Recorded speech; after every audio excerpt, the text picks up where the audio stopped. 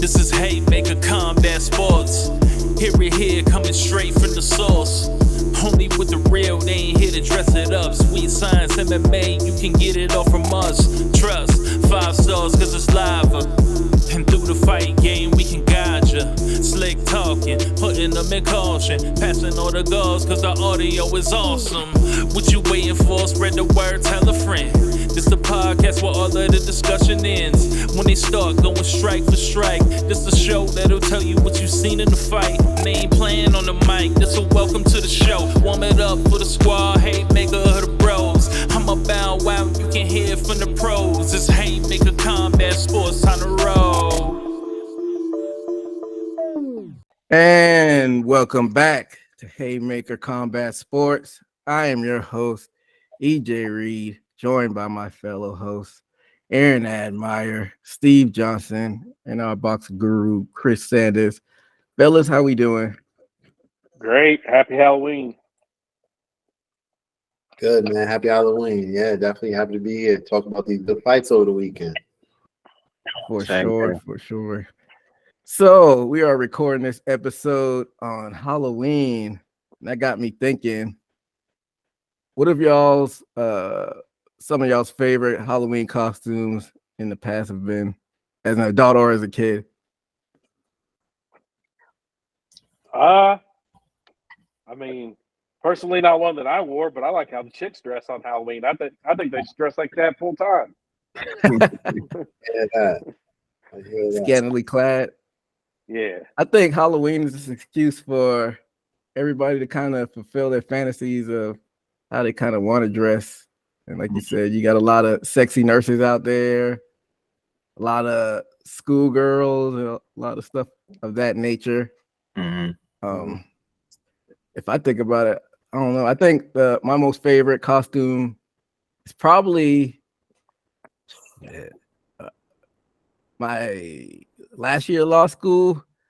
I thought I was the shit. I got like in shape. I was just training every day, and I went as a boxer. We used to have these Halloween socials, so we had them at the clubs, and I had my shirt off, and I was all shredded and oiled up, and that was probably my favorite outfit because I actually trained behind it and actually got ready for it.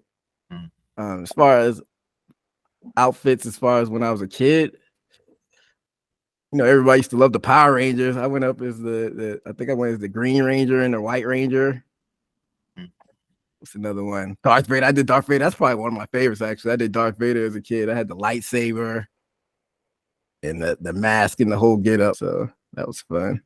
Yeah, you're a little bit younger, so yeah, you'd be the Power Rangers age. I did Ninja Turtles, Ghostbusters, like the whole shit back then. Sesame Street. Oh, you did Ninja Turtles too? I did Ninja Turtles. Yeah. Then when I was like 4, Donatello was my favorite one. I was into Michelangelo. He was a little wild, and orange was my favorite color. Michelangelo was the wild guy. He's the youngest of the crew. Steve, Chris, any favorite costumes of the past that y'all remember? Growing up, I was always pretending to be a wrestler, so I always would look a wrestler here and there. I was into being a ninja. Had that outfit. I think the best one I had was the White Ranger, though. The White Ranger was really one of my favorites. But then for I'm not gonna lie to you, the last 11 years, I've been a pirate. That's it. Pirate. Like you are today. That's it. You're the only one that's dressed for the occasion. That's it. Steve? Ones I can remember, werewolf, when Freddy Krueger, you know, the green and red sweater. Oh yeah. And one that I haven't done myself, but since this is a boxing podcast, Balrog. I've seen somebody dress up like that, even do the spiked hairline, even went all the way out and did that, and it was pretty nice. And I've seen people imitate it online too, so that's a pretty cool costume. Yeah, that's what's up. So our costumes been kind of all over the place. Besides me and Chris's Power Ranger get-ups, but Halloween's always a fun holiday. You got the kids running around, and like I said, it's the opportunity to play pretend. But let's get into these fights, fellas. So before we get into the big fight that happened this past weekend, I wanted to get into some quick hits on some fights that happened in the previous weeks. We'll start off with a fight that we talked about, the fight on the other card on the MMA show with Paul and Dylan Daniels, but we didn't really talk about the main event of this. We had Tommy Fury defeating KSI in a pretty weird, wacky, kind of uneventful fight. I don't know. What were y'all thoughts on the actual fight? It was an amateur match, exactly what it was. It seems like there's always people, there's controversy around, this person won. I thought this person won. I think that's the only negative into bringing all these newer people in to watch boxing is they don't understand that you get points in boxing for the defense and avoiding stuff. Unlike MMA, you don't really get points for the defensive side. You get points for the offensive side. So you get a lot of confusion. I scored this bout for Tommy Fury 4 rounds to 2. I watched it a couple times just to make sure because there was a lot of people arguing back and forth. KSI should have won, blah, blah, blah. KSI came out hot. Rounds 1 and 2 went to him for sure. But, he couldn't hold on to it. So that's my point of view. I'll cap it off and talk a little shit. Tommy Fury ain't a boxer. He can stick to these circus fights. That's all he's going to amount to. You put him in with like a real fighter, he ain't going nowhere. Hold on, it's in his blood though. You got his dad John, his brother Tyson. He ain't either one of them, them, right?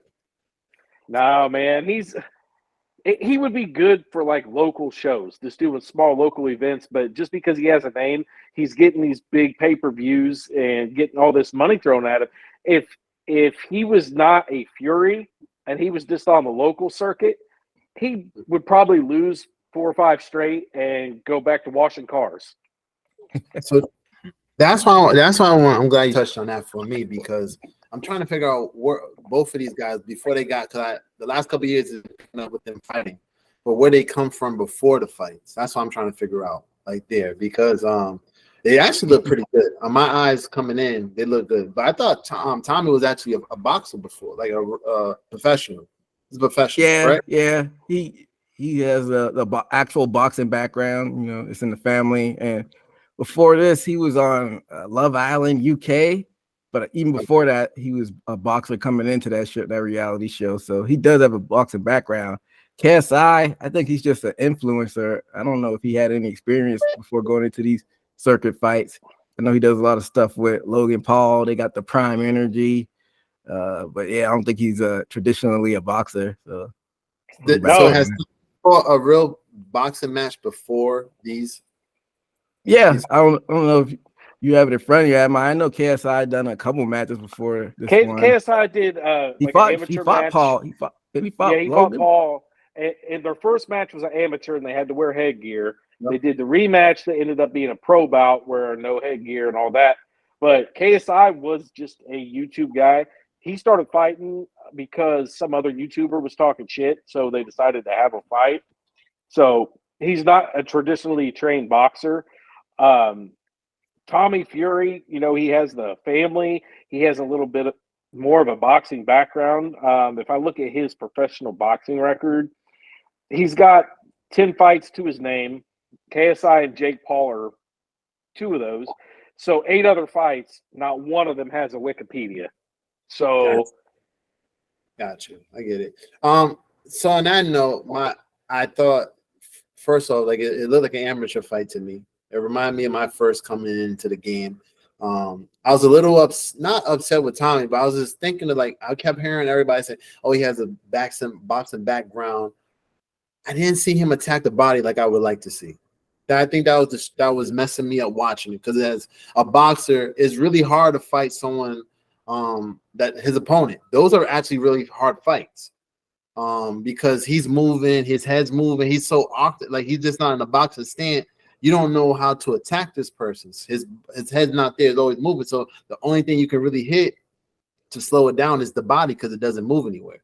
It just stayed there. The head's going this way, the body, the hands moving here. He got his hands going up and down, but the body's still in place. So I feel like he should attack the body.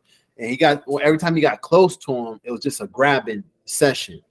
And someone with a background of boxing, if you got that close to somebody, they're going to grab you, just tucking it tight, and you can just start shooting away in the body and stuff like that. So that's why I was watching. I didn't see him pick up on that. So I was like, okay, maybe this was a good fight to watch in that standpoint. But if he'd have picked up on that, he probably would have got this fight over in the fourth round, third round. Before I give additional thoughts on this fight, what do you think about this, Steve? Well, compared to the Jake Paul and Tommy Fury fight, that seemed more like two people taking boxing technically serious, and you didn't see as much of wildness to give Tommy credit. I think he was fighting KSI, who was very awkward, had his hands down and almost bouncing up and down, almost like a Roy Jones, or if seen a bare knuckle fight MVP, Michael Venom Page, he was bouncing around trying to snipe with straights and grabbing, hoping he hits it and then grabbing up if he misses, which I think that's where all the hugs came from. Maybe it took him a few rounds to get used to that, and I guess y'all can agree, he started picking up later on the rounds and not getting caught by those snipey sitting and waiting shots, and technically started picking up. But like you said, it was an amateur fight. Maybe against the professionals, but it may be an amateur fight against somebody who's maybe more technically sound, but fighting an awkward fight. Yeah, I think you summed that up pretty well. It was an awkward fight. That stance was very unorthodox. He was bouncing around like a Tekken character. I don't know what his stance was. He had his hands down low. Like, that's a boxing no-no. I know Chris will be able to expound on that more, but he had his hands down. Tommy Fury, he didn't look comfortable in there. He had that rabbit punch on the back of his head. He got that point deducted in the second round. A lot of clinching, a lot of dirty boxing, which is illegal. Like, I don't understand what the ref was doing. Am you about to say something? Oh no, it is. Yeah, that point deduction was wild. Like, like I said, Tommy gets a lot of hype on him because he's a Fury and his brother's Tyson, but a lot of times he looks lost in there. You would think, being a pro fighter, the way people hype him, you think he'd come in and just destroy YouTubers. And he doesn't. He has a lot of the boxing fundamentals down, but then he kind of loses them mid-fight. He kind of forgets like a lot of the fundamental stuff, and that's where you see him lose that point, or he looks lost and he grabs on and clinches up. So, yeah, I mean, he's a Fury, but he's not. I'm trying to think of, there's a movie about it somewhere where like the brother wasn't born with the same, abilities, and he's trying. He just doesn't have that talent, man. He's never gonna make it to the top. So you don't think he could just go in the lab and learn some stuff here and there from his brother or his dad, and sharpen the tools in the arsenal, so to speak?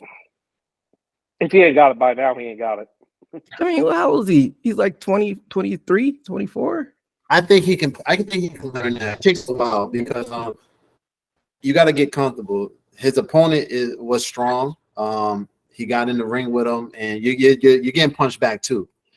That takes time in the ring. Like what I was saying, like attack the body. When you get close, not to grab somebody. When you naturally get to next somebody and you're swinging punches, the first thing you want to do is make sure you don't get hit. So you're trying to grab them. It took me a long time to realize that, what, I don't have to grab this person. If I protect my areas that I won't get knocked out, I can work in here.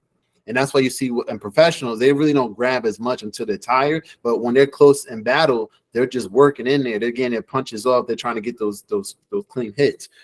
So I think that comes with time and just being in the ring. Again, he did go against a opponent that's very awkward, was moving a lot. His body wasn't in state. So if I was coaching, I would have told him just attack the body, stop going head hunting, and just go to the body, and then work it back, work it up. Instead of working down, work it up. And that's what I would have told him. But I think he can change. I think I think it can grow. I said give him a couple more fights and he'll be able to figure that out. I think he learned. He's looking at it right now. He didn't look so happy after, even though he got the win. He's glad to get the win, but I know he's not happy with his performance of that night. Yeah. Do you think that he should stop taking circus fights and start just going back to real boxers? You know, he wants any type of legacy, yeah, but I don't know how much he got paid, but to get money in boxing is rough, like any type of sport. So if you can use your name and you're making these monies like this, I mean, I'm pretty sure he's making more money than he was the other 8 fights that he had taking on these guys. So I would do it too. You know, it's just not saying for the money, but I think he could also improve, and it's also good for business that he doesn't knock him out. Right, because then he can get himself for another fight, and it gives us a chance to see another YouTuber go after him. Maybe one of you guys want to fight him next. You know what I'm saying? And then it just goes up that way. You know, like it just helps. Well, yeah. I can't blame him for doing that. I mean, he made $4.5 million plus 35% against Jake Paul, and he made $1.5 million this last weekend against KSI. So you can't blame him. I mean, anybody else that's not a Fury that's fighting locals getting $1,000 a show, you know, you're lucky. If that, you're lucky. So yeah, I can't. Yeah, this is a great. He found a niche and he got in it. You got to keep it going. You just got to keep it going. Can't hate on that. He's getting the bag. Mm-hmm. So piggybacking kind of what Admire just said, do y'all think this performance by both of these fellas helped the case for these circus fights in the future, or are people gonna kind of fall back on it a little bit? I mean, for me, I don't think they lost anything. They did what everybody expected.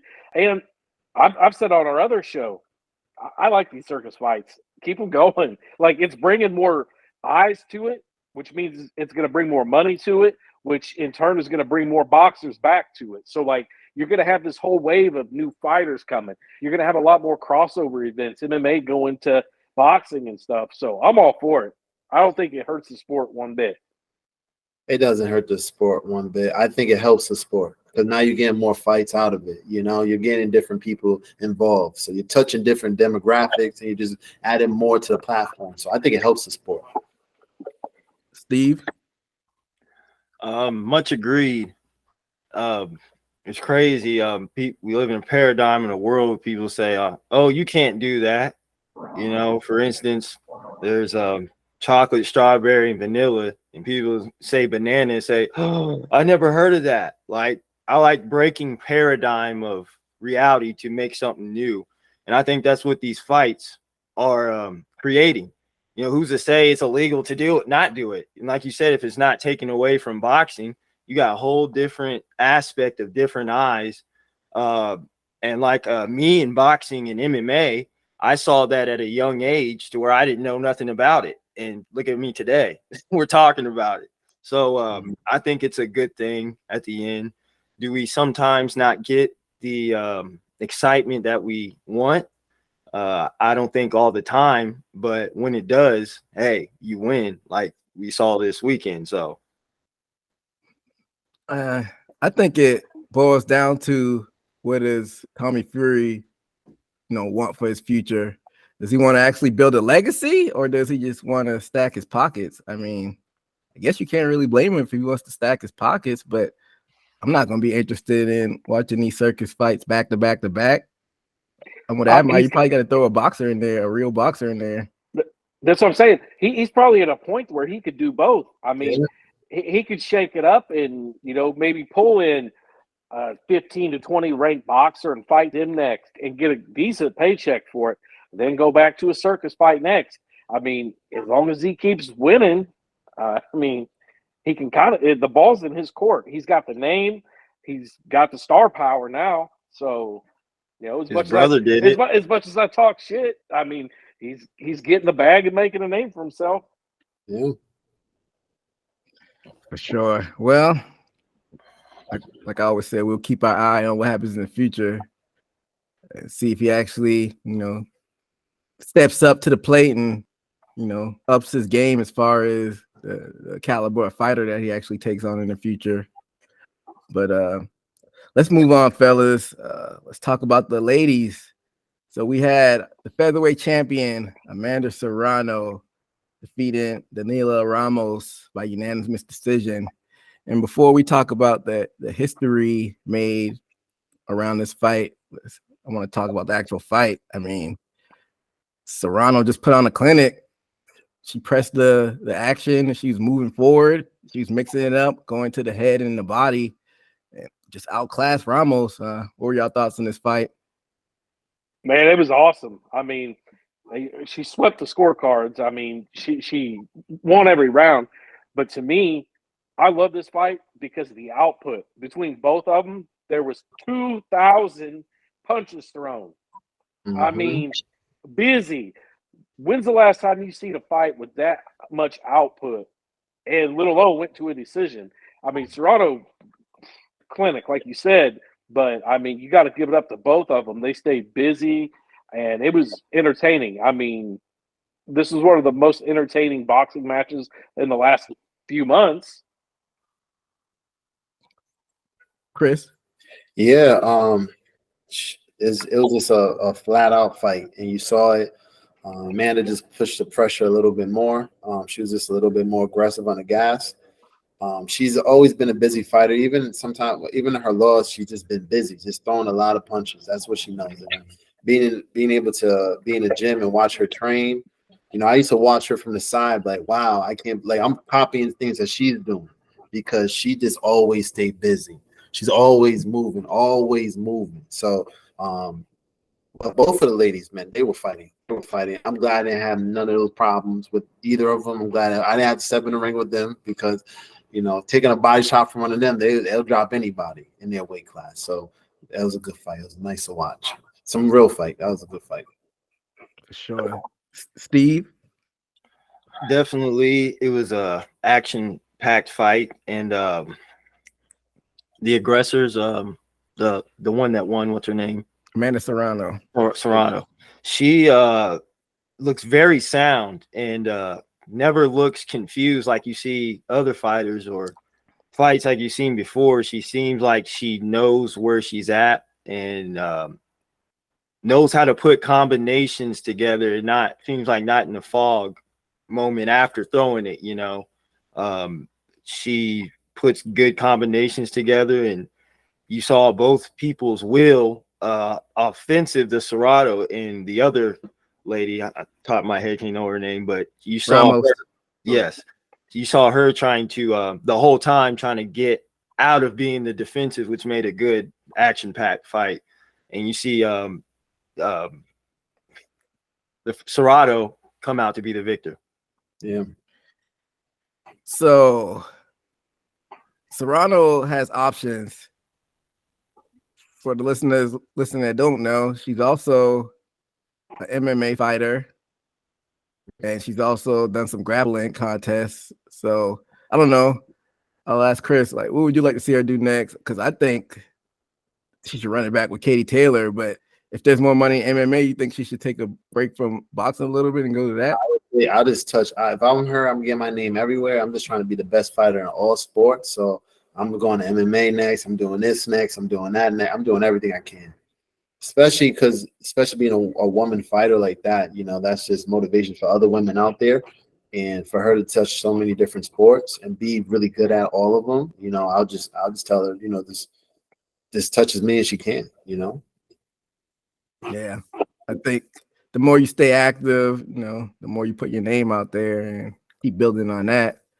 But let's talk about a little history that was made at this fight.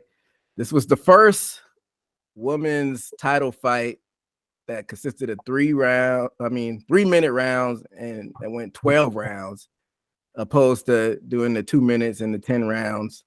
But there's nothing in place that this will be the norm going forward. So do y'all think that this should be made the norm going forward? I'll start off with you, Admire.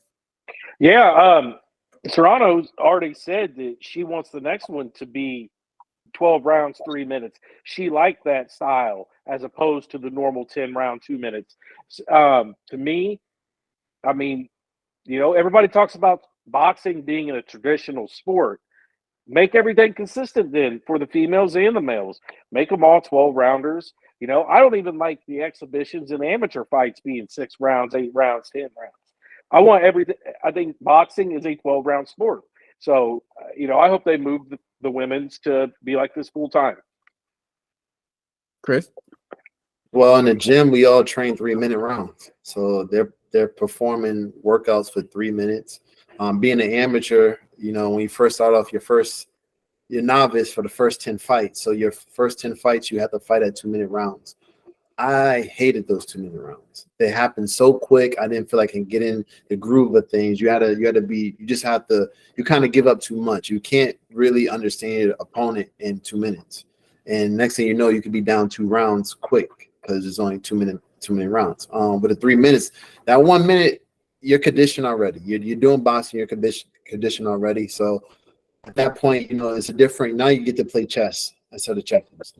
And that's the difference comes from the 3 minutes and the 2 minutes. You get to play chess. Your condition really is really a big deal because in 2 minutes, if I throw more punches in you in the 2 minutes, I win that round. With 3 minutes, if you got that consistent, it's not about how much punches. Because now, I can move around that. I can get around that. I know I can spell you out for at least 20 seconds and get back into it. So it's different, definitely different. More time and more excitement. That's it. Steve? Yes, I believe and I agree with that. To create consistent rhythm and breaking rhythm, it's like sort of like how it was 15 rounds back in the day, or till you retired or somebody was knocked out, and it's a whole nother game when you knock it to 12 when that happened. And then amateurs coming up to 12, that's like a switch in the game to where like you're in a whole nother sport. I believe that you can't get enough rhythm within those 6 or 8 rounds, or sometimes even 10. And like you say, you have to reveal your good tools in the shed or your tricks just to try to get in the fight, so you won't rely on decision or buckle down for a hard fight because you feel like you can't create a true rhythm, and you're sitting here looking at the elites for 12 rounds and it seems like it's not the same game. Build up of stamina, knowing when to burst out, but then like what's the point of figuring out amateurs when you're going to a 12 round you're aiming to be a professional, if that makes sense. So that's like a halfway house. That's I would agree for or the women's to be 12 rounds because I think they can handle it. You've seen the output they've done in a lot of fights. You can see they can go. Seems like they can have put out more for that just for what the rounds they have. Yeah, I'm in agreement with all of y'all. Why not make it uniform across the sport? Like, why have it be different for women than men? It doesn't seem like it makes sense at all. And you can just use MMA for an example. Like when they brought the women in, it was always they do 3 5-minute rounds or 5 5-minute rounds. There wasn't any difference when they came in. And as far as women in sports, MMA, that's probably where the women are on the same footing as the men as far as sports in general. It's that in like tennis, where you have just as much star power with the women than you have with the men. So, yeah, why not make it the same in boxing? There's no harm in doing that. And to go to Chris's point, Chris, you're the expert. Seems like having it 2-minute rounds, by the time you're already warmed up, the round is over. Exactly. That's what can never get him. Yeah. And like what Chris said is like if you're trying to learn your opponent, somebody like a Mayweather, a Lomachenko, or a Tank Davis who takes that time to learn their opponent, usually takes them 2 or 3 rounds to get settled in. That turns into 5 or 6 rounds, for the women, if they're trying to learn, they're almost giving up half the fight trying to learn their opponent. So it's, train the same. It's, like MMA, they all train the same. They train in the same gyms. They're training for the same rounds. So, it would make it easier. And like I said, Serrano came out and said after the fight that she prefers those 3-minute rounds.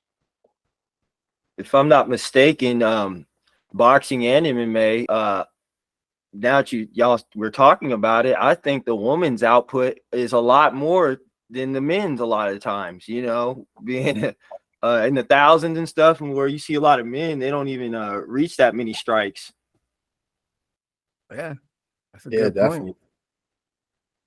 Yeah, well, hopefully there'll be something in place where it just make it across the board where you have them fighting the same time length, because I think that'd be a good look, you know, to show kids coming up where we do the same thing as the boys do when they're training.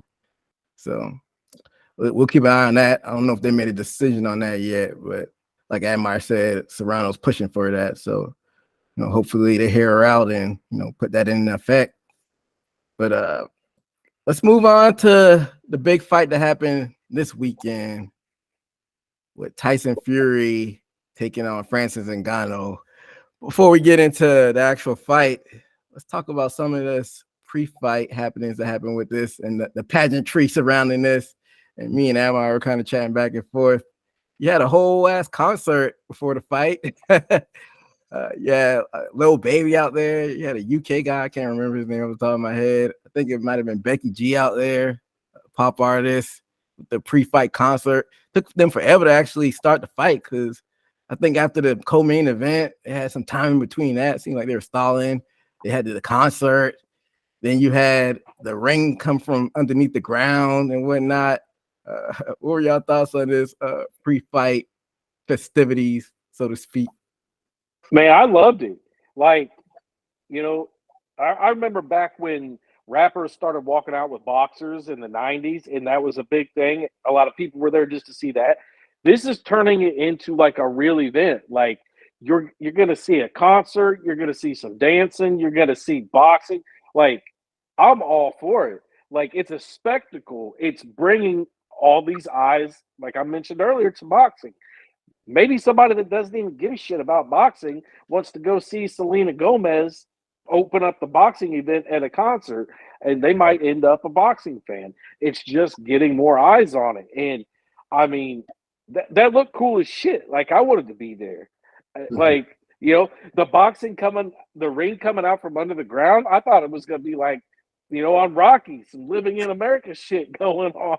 Like, I'm all for it. I love the concept. I love what the UAE's doing for boxing. The Saudi, you know, all of them are doing for boxing. Is they know they're making it an event. It's more than just a match like Vegas does. Vegas better step up their game because that's 2 weeks in a row that we've had boxing or fighting over there that's really done well. Chris? Same, man. I loved it. The crossover. We had two crossover sports into one. We have concerts. We have this person here. You're just bringing so many different eyes now. It's just I don't even. It can grow even more. You can just bring so many different people into the sport, and it's not even just the sport itself. It's just the entertainment aspect of it. You know, we got to get back to boxing being entertainment, and that's what it is. And I think they did a good job. It was fun. It was great to watch, and like A said, I wanted to be there. I'm looking in the crowd, who's there, who's not there. I'm checking Instagram, who's there. I'm like, man, they living life. Yeah, it was lit. Dude, Eminem has not been in the spotlight forever, and he went there for that. I mean, that tells you how big this was. Mm-hmm. Steve? Definitely agree. Like you said, it brings different eyes. I was sitting there watching it, and it's not sometimes exactly what it is. It's what the inside is, and it's what the energy brings.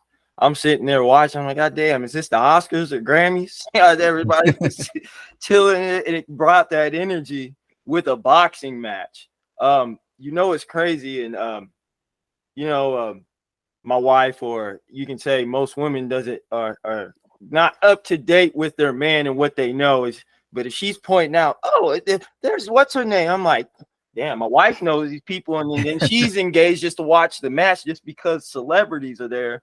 That's the type of things that bring people to watch the sport, well, on both sides. And I think if you cannot even be a boxing fan, you can enjoy the different talents, artists, people like artists, so they might even see it just for the show that was before the fight. So like I said, it was stepped their game up in Las Vegas, because I don't think they threw anything like that or no ring coming out the ground. Yeah, that was some futuristic stuff right there. I wonder how much that cost and the logistics behind actually executing that. Mm-hmm. I don't know. That had to cost millions. Going back to Amar's point, I mean, the UAE, if they're willing to shell out this cash, it seems like their pockets are deep with the money they have out there. Like, why not just make an event or a concert? I mean, they got the money to do it. And I mean, they got 3 events back to back to back. The weekend before last, the UFC was just there. They just had Fury and Ngannou, and then this coming up weekend, WWE is going to be there. So, Wow, that's cool. they just entertainment hub of the world seems like the Saudi Arabia out there. So, you know, I'm sure they're gonna bring back boxing very, very soon. You know, if they're paying, you know, the boxers are gonna fly out on there if it's not on their dime. Mm-hmm. I'm sure they float them out there private too. So Good payday. Good payday, I'm sure. So let's get into this actual fight. So I know I didn't have a lot of expectations going into this fight, and we had a preview for this fight. All of us had Fury winning it pretty handily. But when the bell actually rung, it was a different story. So in the first couple rounds, both fighters were kind of feeling each other out. You know, Fury has that movement that he does, and he'll throw out that jab. But Ngannou got in close and caught him with a couple body shots. But round 3, that's when the tides turned a little bit. Ngannou dropped Fury with that short left. Fury looked like he was confused, didn't know where he was at, but he got up and composed himself.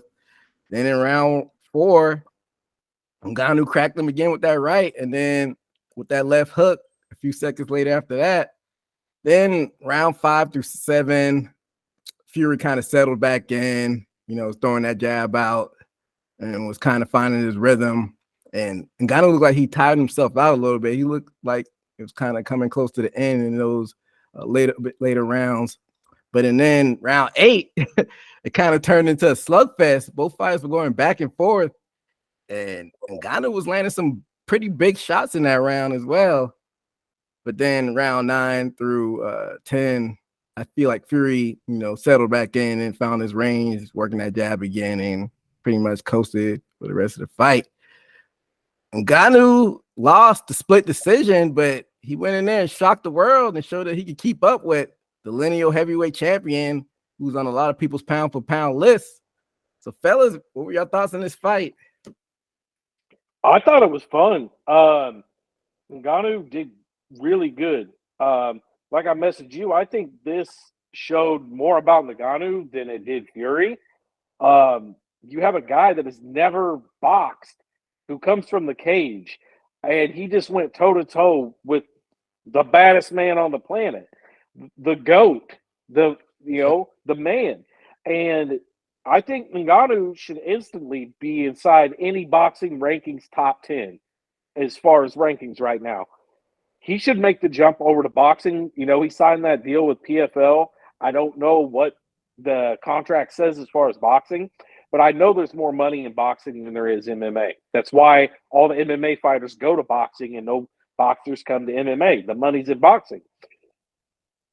Ngannou looked great, and I think he's going to have success. I think a lot of the MMA fighters will have success because there's, you know, kind of a game plan to boxing. There's a tradition to it. There's a style. And these MMA fighters don't follow that. They come in with their own style because they're used to the different angles and stuff. And I think it keeps a lot of boxers on their toes. I think that's where Tyson Fury had problems with Ngannou.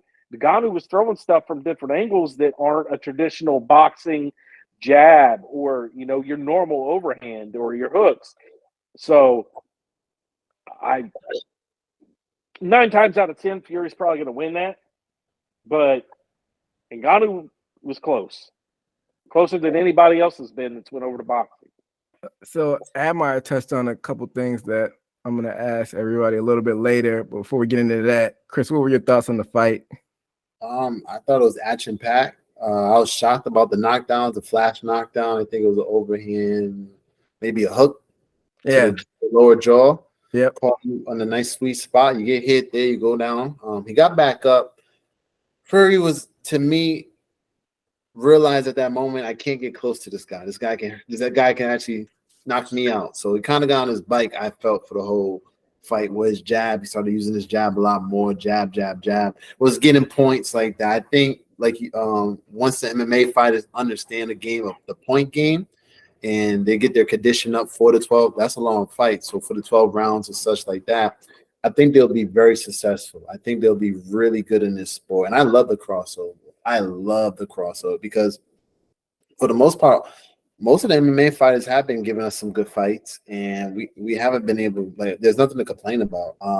And to go toe to toe with one of the best in the world right now, the pound for pound, who some guys are mostly scared to go in the ring with, was very impressive. And I think he'll do great from the switch over from MMA to boxing. I think he has a stance well. He hits very hard. He's strong. He looks stronger. Even though Fury was bigger, he just looked stronger than Fury for some reason. Yeah, for sure. Steve, what were your thoughts on the fight? Definitely was impressed with Ngannou. As far as this fight, I definitely think it would be definitely beneficial for both sides, like I said before. Now, do I think there's other MMA fighters going to go in there and do good as Ngannou? No, but it leaves hope to maybe other transference sport to actually go in there, to where all sports, even especially MMA, we've seen over the 15, 20 years, and it's evolved. And I think we're starting to see people evolve into a transfer into boxing. And I think Ngannou is actually the evidence of everybody has to be a first one, John Jones. Ngannou's the first one to cross over and did a good job. And I think he'll be one of the first ones in a long time. And also I think it brings a lot of difference from those transfers from MMA to boxing fights is, I think, not only his trainer, but that Mike Tyson helped, because I think a lot of footwork was a lot of difference in angles for what he did, instead of going in there like his regular boxing MMA style. I think he did very good as what we think somebody would go in there with no skills with boxing against the heavyweight world champion that's undefeated. I really think that Tyson shouldn't even got knocked down. Who knows if he was taking this fight seriously or not? But still, then Tyson Fury was on top of the world until that happened, and it's like people are still wrapping their heads around it. But it actually happened, and it shows that. One more thing, Ngannou, I think what people do not bring up, the way at the end of the fight to where Tyson Fury stung him, because you saw Ngannou trying to test it at the end, and then a 1-2 to stung him in the face. That reminded me of Stipe Miocic stinging him and thinking he got him good, and he just took him out. I think Ngannou has one of the best chins in MMA and maybe in boxing, because you just see him. He can walk through a lot of shots that you see a lot of boxers Deontay couldn't do. Yeah, he's definitely a bigger guy than Deontay is. And going back to something that you said, Chris, you said which fighter looked a bit heavier to you? The MMA fighter. You said Ngannou. You think stronger. He looks stronger. He just looks stronger. Like Fury punching. Just the power didn't seem there. It just feels like little taps. It just felt like little taps. When the guy was punching, it felt like whoa, slow down now. You might hurt somebody, and that's what the difference. The power seemed to be on the opposite end, which was shocking to me, to be honest with you. Really? Yeah, I thought Fury would be able to stun him a little bit better, keep him off bay. He really didn't. Fury, he was on his bike. He was moving around. Yeah, Fury was doing a lot of touch and go, and Ngannou was throwing with like bad intentions. Mm-hmm. Fury was on his bike. He was fighting like back in the day, like Muhammad, like stick and move. Let me get out this way, and then when I could see it, but like you said, he was testing him, getting hit in the face, and I think Fury knew I'm not gonna knock this guy out tonight. This is not happening tonight. So let me just get back to bay. Let me get to the jab, and he won the first way of how any boxer won the first fights in boxing sport is jabbing the whole night. So he got the points off the jab. But from what I've watched the Fury in the past, has he ever been like a one punch, cold clock, knockout artist like that? It seems like he's always been punches and bunches. He'll outslick you and he'll put the pressure on you. Has he ever been really like a one punch knockout artist though? Well, this fight, I didn't see him put the punches together. He didn't put the punches together to deliver that big shot. It was like, when he got stunned, it was like, well, I gotta fight now. I gotta get back to the box. I gotta get back to the basics here. I gotta get away from this guy. This guy can hit hard. Right. So he didn't put the punches together like we're used to. He wasn't putting fours together. Most of the time, those were all 3 punches, and I'm out of here. Yeah, and that's what I was saying is I think it threw Fury off his game because Francis coming in as an MMA fighter doesn't have that traditional boxing where they can just trade their sets and their combos. Francis brings a whole different element to the game, and Fury just wasn't on his game. Yeah, he still won. That's boxing because the defense, does get the points as well. But I think that's the most exciting part to me about MMA fighters crossing over is that they bring a style that's different than boxing. Boxing is a sport, but they bring a style that they're not used to. So you see things like this happening, Fury's knocked out, Deontay Wilder, twice? And just went this whole fight with a guy that's never boxed before. Couldn't get him out of there. All because Francis had a different style. And I also feel like him being in his face, and I feel like Tyson Fury couldn't shorten up his punches. And I didn't think he expected him to be that close and not in sort of intimidated like Deontay was. I feel like he couldn't shorten his punches, and maybe they looped a little bit too much. And I was seeing Ngannou. I felt like he was trying to catch, which I felt the punch that got Tyson Fury to get knocked down is one of those loopy punches to where you don't see behind the guard, like he loops it over, and then that's what he caught him with. And there was a few times where it just grazed his face, and it was one of those punches where we see in the meme like, oh my God, if he would have hit him with that, it's like it was a crazy fight on that aspect. So going back to something that Admire touched on earlier, do you think that Francis Ngannou was just that good and that skilled, or do you think that Fury underestimated him? And you touched on it a little bit earlier, Admire. I don't know if you wanted to go into more detail on that. I think it's a little bit of both. MMA is mixed martial arts, so they have some boxing training. Francis, he left the UFC. I think the day he left the UFC, he knew this fight was coming, so he has trained nothing but boxing since then. He's training with very high-level people on a skill set that he already had a little bit. So I think he is that good. I think Fury underestimated him a lot because what have we seen? We've seen fucking MMA fighter after MMA fighter lose in the boxing ring. What's his nuts got Nate Diaz. Twice. Yeah, I mean Nate Diaz got beat. Fucking Silva. Ben Askren got smoked. Yep. Tyson Woodley. Woodley. Tyron Woodley's the one I was trying to think of. Tyron Woodley. So our only evidence we have of UFC fighters coming over to boxing is they all have got smoked. And I was going to bring this up on our other show. The only two that have had success, Anderson Silva beat a washed up like Julio Cesar Chavez Jr. and then lost to Jake Paul though. Yeah, but then he lost to Jake Paul, and then Vitor Belfort won one fight against somebody else that was washed up. So there's no track record of MMA fighters crossing over to boxing and having real success. So Tyson Fury probably thought, this is just another guy that I'm going to clean out. I'm the baddest man on the planet. I've knocked out Wilder. I've went toe-to-toe with everybody else in the heavyweight. And it just didn't work out like that. And that's why I say this shows more good about Francis and MMA fighters than it does Fury.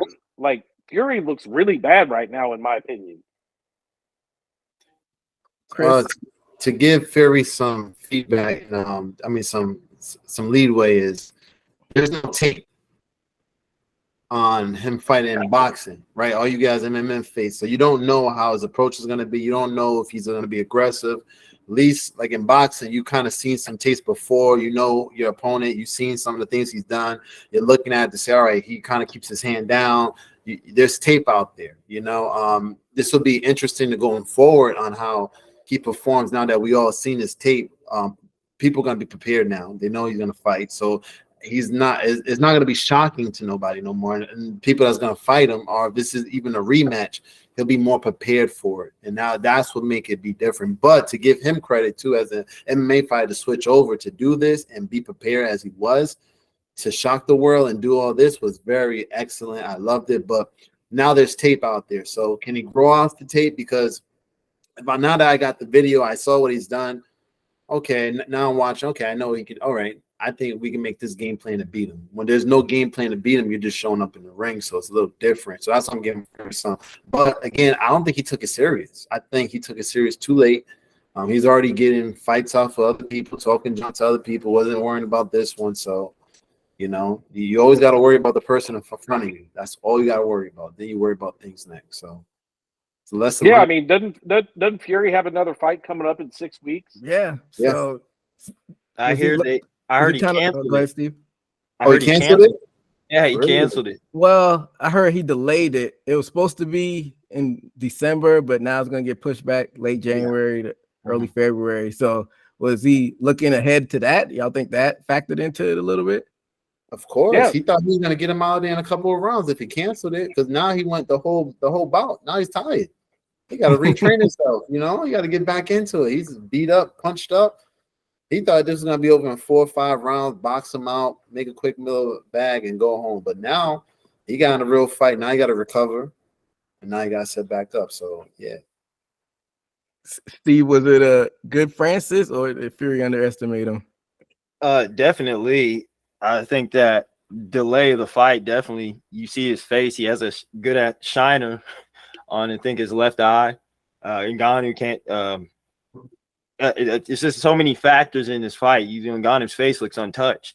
That's another factor where it's like, man, he has to make up for his next boxing fight coming up in possibly in devastating fashion to the opponent, knock him out, to possibly even make up for this, because I don't think it's not bad for boxing, but for him personally, it's not good for his image, especially as an undefeated boxer who people think he should have lost. Yeah, I agree with those points. So me and Admire have a comrade, Steve Covino. He's a host, Fox Sports and Patreon. He made a point where the lighter fighters are more skilled. So you have like a Floyd Mayweather going against a Conor. You see that skill gap because they're faster, more skilled. But when it comes to the heavier fighters, that gap is closed some, because heavier fighters have that one-hitter quitter. They have that eraser in their weight. So yeah, you can only move so fast when you're that big. Yeah, it's just slower. I would say they got skills too, but it's just slower. It doesn't seem as unique and like, oh wow, he got out of that too quick, or he's throwing the combos. Like, I think Rudy's probably the only big guy that we see that can put the combos together, like 5 to 8 punches and together like that. They're usually just 3-4 punches and they're out the way or knocking someone out. Yeah, so Chris, I was gonna say, you think that was a factor as well? You basically just explained it right there. No, and if like I would like to see the MMA fighters being able to put more punches together.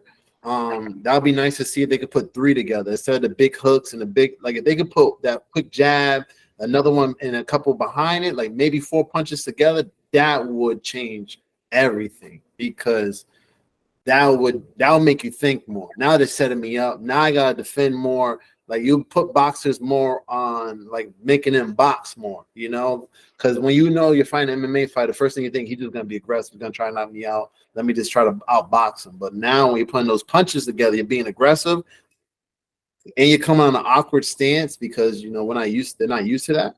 Oh, it's gonna be interesting. I think that's gonna happen. I'm not gonna be shocked. Like how the sport's going from McGregor, from I think probably was the first one to do this, basically on a major level like that. Yeah, and now we're seeing like they're able to come over because they're doing the rounds. It's not like they're not in shape. They're doing the rounds. They just gotta get the punches together. Once they get those punches together, we're gonna have a different conversation. So, Admar, you touched on this a little earlier. You said Fury doesn't look good with this result, but I kind of want to ask a more general question. Was this a good look for boxing or a bad look in boxing overall, with Fury coming in, not having any experience and doing so well? I don't know, man. Like, I think there's so many different ways to look at it. To the newer fan, they're going to say, oh, it's just 2 big guys boxing. It doesn't hurt boxing. But I think the people that really should care about it more is like the old school traditional people, the guys that have watched boxing for years and they're like, fucking MMA fighters coming in and going toe to toe with our heavyweight champ. I think it makes MMA look good because they're going toe to toe with the boxers, but also MMA has all the other tools. Like boxing is just one element of the MMA. You know, I love boxing to death, but no boxer is going to go over to MMA. The MMA guys are coming out of their element and doing well. Well, that's kind of, because what is it? A rectangle is a square, but a square is not a rectangle. You got elements of boxing in MMA, but not vice versa. Like boxing is one aspect of MMA, but you got to do a boxer coming in, they have to learn how to grapple, how to do jiu-jitsu and all of that. So, so that's the point. A boxer that is the heavyweight champ that has only trained boxing his whole life should have destroyed the guy that has spent 1/6 of his career on boxing. That's why I think it makes boxing look bad, is if it makes it look like anybody could do it. We know they can't, but to the public at large, it does make it look that way. Oh, well, this guy's been in MMA and he just went over here and did this. I don't know. I think it makes boxing look bad, but I mean, it's like anything else that happens these days. It'll blow over in 3 days. Nobody will remember till the next fight. Chris? I think it opened up this door. I'm glad it happened. I'm glad he got dropped, actually. It just opened up the door. Like, oh, wait, they can't come over here. They can't. They come over here. We got to watch out for this. This is going to be more entertaining now. This is going to be something that, the heavyweight, the champion in MMA, have him fight one of the champions in boxing. Why not? Let's go do that. Like it'll help the MMA fighters cross over. I think that'll be good for them. And it'll get more spectators, because some people, we still have those dividers where some people are like, I don't watch boxing, I only do MMA, or vice versa. I only watch boxing, I don't do MMA. Now we can cross that over. This guy was pretty good. I'm gonna go watch MMA now. Let me see what's going on over there, or vice versa. Boxing, I like the sport. Let me see what boxing. So it brings more fans. I don't think it hurts the sport. Everybody has to involve. And to me, I don't look at it as one person come from one sport to another. I look at them as fighters. And these guys are trainers and they fight. So to me, they're stepping in the ring, or they going to the octagon or whatever, the cage. They're fighters. So they're just here to rock and roll. So I respect everybody in that ring or in the cage. Yeah. Well, I hope what doesn't happen though. But let's think about this: Ben Askren, Tyron Woodley, Nate Diaz, Anderson Silva, Vitor Belfort. Those 5 I just named all went over to boxing, didn't do good. They're all ground fighters. Conor McGregor, Francis Ngannou, stand-up fighters, put on hell of a show. I hope boxers don't go back to only calling out ground game people, because it seems like if they call out somebody that doesn't stand up in MMA, it gets close. Conor lost pretty decisively to Floyd, but Conor had his moments in there too. First just 4 rounds. like I Ngannou. think- So I hope they don't go back to calling out ground people. What was that, Chris? Else. If Conor fought someone else, it'd be different. I mean, he fought Mayweather. Like that's Yeah. not. I mean, that's not really fair to anybody to come out. Hey, the first guy you ever fight in this sport is gonna be Mayweather. Even just like this last one, but I think Conor could have stuck with it. I think he could have got another fight after him. Shoot, let's fight Pacquiao next. Let's do it. Like he could have run it up. Thinking that's what this is now. Now you got the MMA fighter. You can run this up. You can fight the what's his name from UK. You can fight all these heavyweight fighters now. Because you just fought Fury. So I'll run it up. I'll just get the whole boxing. Just go after it. Oh, dude, I want to see Ngannou against Deontay Wilder now. Exactly. I mean, just go in there and throw. Well, run it Like up. let's see it. Yeah, so I was going to ask that in a little bit. Before we get to that, Steve, was it a good look or bad look for boxing? Like I said, I don't think it was a bad, but it gave hope to the people that aren't considered boxers. Say I can do it. Now, as far as an opinion, of course not. I don't think it's bad. We forget we have MMA fighters who go train in boxing gyms.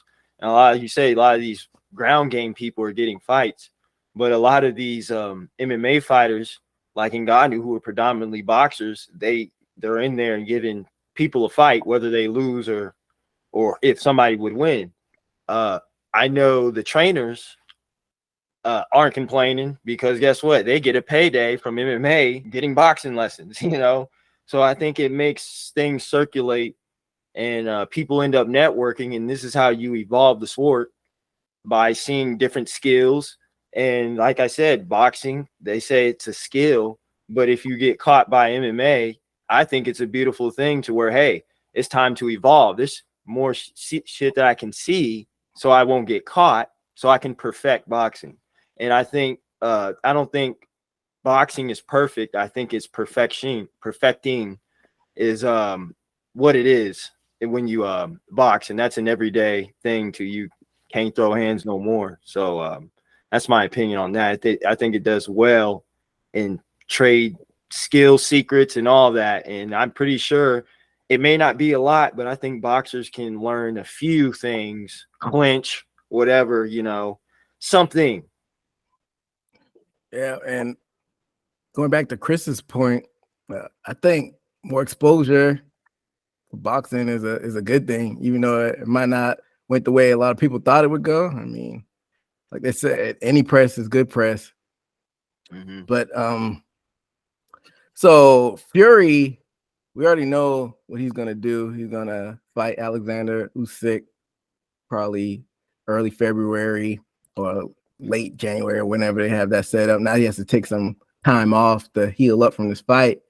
But Ad might tease it a little bit earlier. What do you like to see Ngannou do next? Should he stick to boxing? And if he sticks to boxing, who would y'all like to see him face? Or should he go back to MMA, go back to the PFL and, satisfy his contract with them? What would y'all like to see him do next? Yeah, I mean, I'd love to see him stay in boxing and go against Wilder. I mean, I think that's the fight to make. They both have similar styles, both heavy-handed. So, to me, that's what I want. But I know that the PFL has spent a lot of money on Ngannou. They want him to do something inside the cage, get some eyes over there in their organization. So I'm guessing, I don't know. I haven't seen anybody recently sign to PFL, but I imagine they'll find somebody with a good name that's not going to beat him. They'll bring in a Fabricio Verdum, a Roy Nilsson, Matt Mitrione, somebody, probably a little seasoned in heavyweight that really isn't a real threat, but still carries a decent name. I don't think PFL has the clout to get Fedor to come out of retirement and give it a go again. But it'll be somebody along those lines. Chris? I will go back. I'll build that. I'll build that back up because he's not going to lose out on there's another boxing match down the line if he wants. Like that's here now. You know, like now that we saw it, we're all excited. If he runs it back too quick, it might mess up some things. So you know, he can go back even if he lose. He can always come back to boxing. Boxing's there, and the Wilder fight will be there this year, next year. Like now, we're all talking about it. Oh, it's there. So even a rematch with this would be there. He can go back, fight a few fights over there, and then come back to boxing. Like, you know what? I want to run this back. Steve? It all depends on his contract, how free PFL is letting him maneuver. If he can have as many boxing matches and still be a PFL fighter, that's a perk that no fighters have as of right now in the MMA. I just say do is that because it's all about feeding you and yours first. I'll tell you, I'm an MMA fan, and all this excitement, I forgot he had a PFL contract. So maybe he need to go to boxing because I honestly, until y'all brought it up, I totally forgot that. I'll say both. I think he's amazing. He left out of MMA as a king. He knocked down the Gypsy King. Hey, he's going to keep on getting the money more because I don't think he's hurting either way. He's came out of that fight a winner, even though he lost. Yeah, so kind of agree with Steve. I guess it depends on how his PFL contract looks, what he should do next. If they don't have any provision saying that he has to fight in PFL next, I would strike while the iron is hot. I would keep staying in the boxing world. That Wilder versus Ngannou fight, you printing out money at that point. I mean, you got the king of KOs in boxing versus the king of KOs in MMA as far as heavyweights goes. Doesn't take much to promote that. And even if you can't get that fight, you got Anthony Joshua and Ngannou. That would be a good fight. That's what I was going to say. And I think if you throw Ngannou against Anthony Joshua or Andy Ruiz, I think Ngannou beats both of them. Mm-hmm. And then that skyrockets his fucking boxing star power to the very top to where it has to be only Fury or Wilder, you know? So maybe you know, go beat up on Andy Ruiz. I mean, I don't know. Styles make fights. So he definitely make it competitive. I don't know if he'll win those fights, but we all got the evidence to see that he wouldn't get washed in those fights. Probably. Who knows? Like I said, Styles make fights. But we'll be on the lookout for what happens next. Chris, you think he would fare well against Wilder if he were to get in there and mix it up? I would need him to, now that there's tape out, I would need him to put some punches together. You know, now that people, if that fight was to happen next, you'll be prepared to see what you just saw. You know, I think now he'll have to work on his game to put at least 4 punches together, different forward combos. There's a whole bunch of them, a little bit more on the defense, because now they know he's going to come in awkward. He's going to come forward. He's going to try to fight you. So I think it's just a little different now. That's why, for me, I think he should go back, step in that ring, do his deal that he got, get a couple fights over there, then jump back over here. Let the settle, but I wouldn't even go for Wilder so quick. I would go for Anthony. I'll go for Luis first, see what I do there, because I think the Wilder fight's always gonna be there. I think now he can fight any of these guys with no title on these are fights now. We're all gonna want to watch him, so he's lucky right now. He's definitely put himself in a good position. Probably no one else has put himself in a position like this. Chris, what about Father Time, though? I think Ngannou, he's like 37, 38, and Wilder, I think, is on the same age. Do they have time to wait like that? Again, these to me, they're legacy fights, but not the legacy fights that we're thinking of. So for them, these fights could be down the line a couple of years from now. They're crossover fights. You know, I'm not saying there's no respect there, but these are just this is entertainment, excitement fights now, you know. So those fights to me are just here. They're here. It's not like we're waiting for the Pacquiao Mayweather fight for years to come and it never came. These are just now entertainment fights. So the boxing for him is there. He can, whatever he does, MMA or whatever, his deals are up. He can always go to boxing and get 4 or 5 fights there and call it a day. Boxing's here for him now. He's fine. Yeah.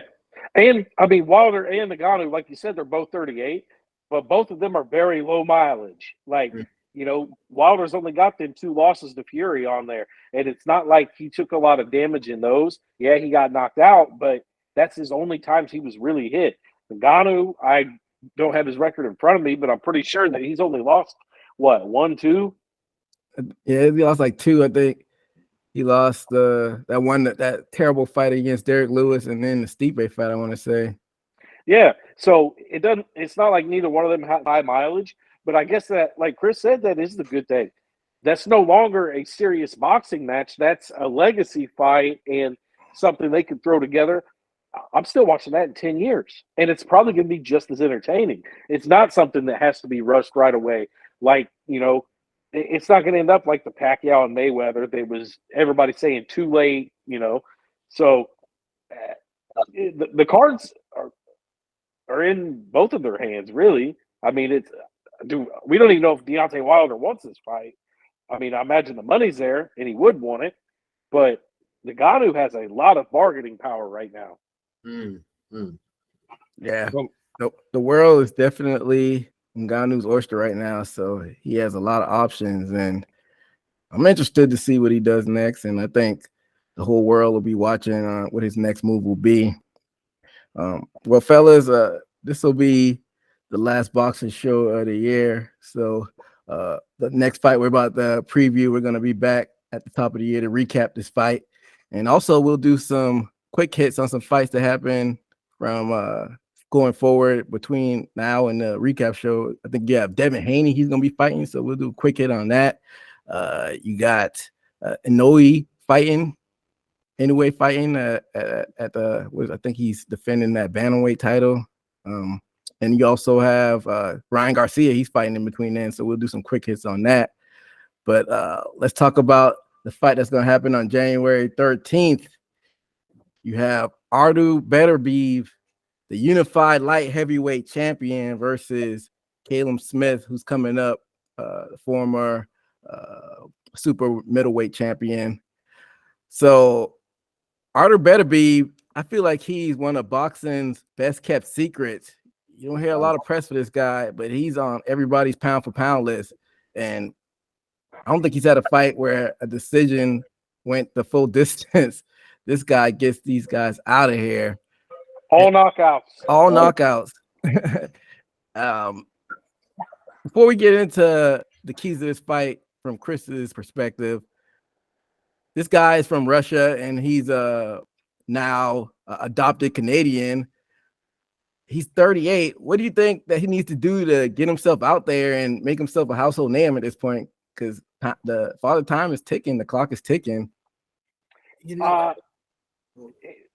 For me, I mean, he needs to put himself out there and get on the mic more. If you look at all the big names that are out there that are getting the promotion and getting put on the map, they're all hot on the mic. The Ryan Garcia being very active on social media, Gervonta Davis very active on social media, talking shit, in the pre-fights. So, you don't hear about, really talking shit or any of that. So if he wants to get on the map before the end of his career, he's kind of got to get with the times. He is a little bit of an older fighter. I mentioned a lot of younger fighters. They're getting the promotion because they're putting themselves out there. Chris? Couldn't say any better. I think you have to give the times. It's entertainment. So to get the fans in, you got to get entertainment. The promoting the fight, we got to see him. We don't most people don't even know who he is. Most people never heard of him before. So you got to put your name out there. Yeah, the boxing world, some fighters know who he is, but 10 kids see him, they don't know who he is. He's not active enough. You got to put his face out there. So if you don't know about him, it's hard to understand what he is. But as a boxer, boxers know who he is. I'm pretty sure there's a lot of boxers that's not even going that direction. They don't look at that contract when it gets sent in. They're like, oh, no, thank you. So, but he got to get more with the times, be more active, be more seen. Steve, what do you think a guy from Europe, his area of Europe, should do to promote himself in the U.S. a little bit more?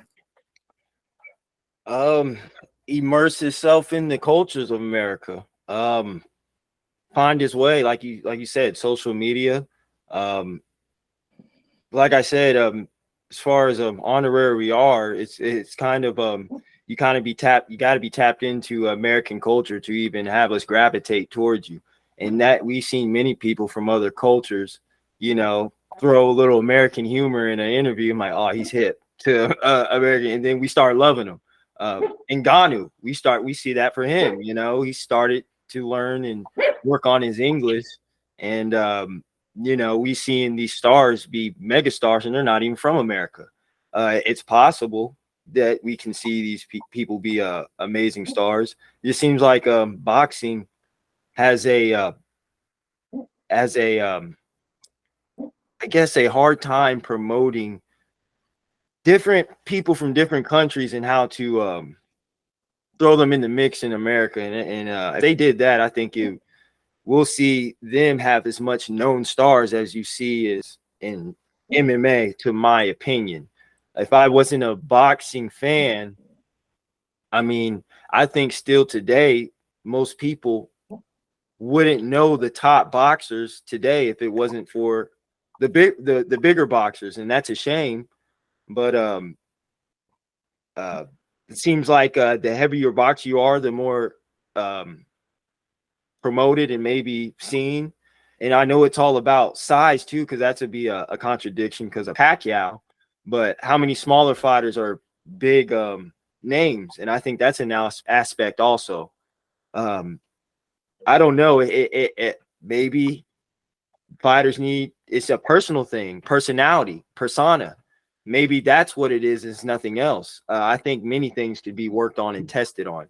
Because I think one more thing, because you see personas in people, which boxing is that it seems like you'll get more over the top advertising on personas of people's themselves, and you see it's working. I think we need to see more of that in boxing, and not to say those post or pre-fight weigh-ins. If you actually look at it, the people that are unprofessional or not in the professional realm, like Jake Paul's, are having the most entertaining post fights or previous fights, you know, and they're putting, you know, for what it is, Jake Paul's getting a whole damn robot to move around, you know, for the entertainment, and maybe that's what it is. So that's my opinion. Yeah. Well, yeah, and I was just going to make the comparison. So, you know, Beterbiev is undefeated, all knockouts, but he's not on the map with most people.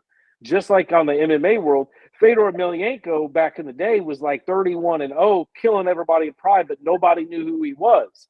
So it's the promotion part. He didn't promote himself. He wasn't on social media back then. He wasn't on the mic making a big thing.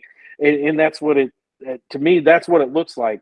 You know, it's kind of a coincidence that they're both Russian, but, you know, maybe they come from a respectful background where they don't talk that shit. You know, just like people thought GSP was boring and kind of flew under the radar for a while because he didn't talk that shit. So I think that's what it leads to. I think getting notoriety starts with self-marketing. And I'm going to say one more thing. Events like this weekend also what helps also, because you have a bunch of different people in one spot in a boxing event. And then, like I said, it was in a different country. So get all those Americans that are there, and then you have your big European or your big, you know, Asian fighter, and then they're introduced to the whole upper echelon of America to even be talked about on social media. You know, maybe it's the location event also may be a factor too. Yeah. And the people there. Location is definitely key as well. But I agree with basically all of y'all points. It's all about the promotion. It's all about social media, putting yourself out there. And it's a balancing act, because you got to get out there and put yourself out there, but you don't want to be a caricature of yourself and just do things for the clout and not act yourself as well, which you see a lot of time with some of these fighters. Going back to the MMA side of it, and Kobe Covington, he adopted a persona, and you see a lot of the fighters adopt personas and then act differently behind the scenes. But I mean, I guess it's worked for Kobe Covington, and he's got his fan base, and he carved himself out a niche. So I don't know. I think it's a balancing act, and you just gotta find your groove. You can't just sit back there and be silent. And hopefully Beterbiev finds his groove and kind of makes his way into the side of the mainstream sports world, because like we've been talking about, all knockouts, and he doesn't let it go to the judges. So and I hope it doesn't happen to him what happened to kind of Lomachenko. Lomachenko kind of flew under the radar and then ended up coming back and losing. And then that's how he burst on the scene, is from a loss. So I hope it doesn't happen to him as well. Yeah, Timo came and pretty much wrecked the party of Lomachenko, because Lomachenko was on top 3 on everybody's pound for pound list, and then Teofimo Lopez came through and spoiled that party. But let's get into the actual X's and O's of this fight, because you got Beterbiev versus Callum Smith, and Callum Smith's no slouch. Like I said earlier, former super middleweight champion. He's 29-1. His only loss is against an all-time great in Canelo Alvarez. So what are the keys to this fight for both fighters, for Beterbiev and Callum Smith, Chris? Beterbiev, I think you're just gonna have to stay out of danger's way. He's going up in weight, right? If I'm not mistaken, he's going up in weight. He's defending that light heavyweight title. Callum Smith is, Callum Smith is going up. I'm sorry, he's going up in weight. So, just gotta stay out of. It's a little different. I know it's maybe 5 to 7 pounds, but that's a big difference. Your the hydration will come down. It's very different. The speed's a little different in each weight class, so he might be a little quicker, coming off fighting a little bit smaller people. But you just gotta stay out of harm's way. And just keep it going. He's going against a guy that's a knockout artist. It's gonna be tough. Just how to stay out of harm's way. And if he can stay out of harm's way, it might convince the judge that, oh, he didn't knock him out. Maybe we should go his route, because he's used to knocking people out. So he probably pull the upset that way. Just staying out of harm's way. Should Beterbiev bring the fight to Smith to impress the viewers and all the critics out there, or do you think he should just let the fight come to him? I mean, if he gets him out too early, then we'll never hear about it again. If he knocks him out in the second round, we'll never hear about the fight again. So I hate to say, you might have to promote this fight as it being a good fight and then get him out of there, or just do enough to win to get you. You're at this point where you want to be known. So it's just, do you take your time? Do you wait to the 9th round and you know you got him? So you just got to figure that out as you're going. But you don't also want to put your arm, like, he's not fighting no slouch. So you can't put yourself in harm's way. If you can get the win and get it out of there, then it's for your legacy as well. But if you're looking for it depends what you're looking for individually. Depends what you're looking for. Yeah. I think Beterbiev got to go in there and just get him out of there. Because like Admire says, what's the best way to promote yourself is on TikTok. So if he gets them out of there quickly, that's for the TikTok highlight reel and get the kids involved with it. Wouldn't that be the way to go, Admire? Just to knock them out real quick? Yeah, I mean, that's the biggest thing, is getting that highlight knockout gets spread quicker than anything. It gets you on SportsCenter. It gets you on TikTok. I mean, it helps. Yeah. So yeah, it's all about social media and the clout nowadays. But hopefully you just get an entertaining fight when it comes to that. Hopefully it's not both fighters just waiting and trying to counter each other, and they go out in there and do their jobs and do what they need to do. But that'll bring us to the end of the show, fellas. Y'all got anything before we get out of here? Nope. Happy Halloween. Happy Halloween. Amen. Yep. Happy Halloween out there to the people. And we still got a few MMA shows to do before the end of the year. We'll talk about that fiasco going on with 295, and then we'll have 296 to close out the year. So be on the lookout for that. And that'll do it for us here at Haymaker Combat Sports. Y'all be safe out there. Until next time. Peace. Peace. Peace. This is Haymaker Combat Sports. Hear it here, coming straight from the source. Only with the real, they ain't here to dress it up. Sweet Science MMA, you can get it all from us. Trust, 5 stars, cause it's live.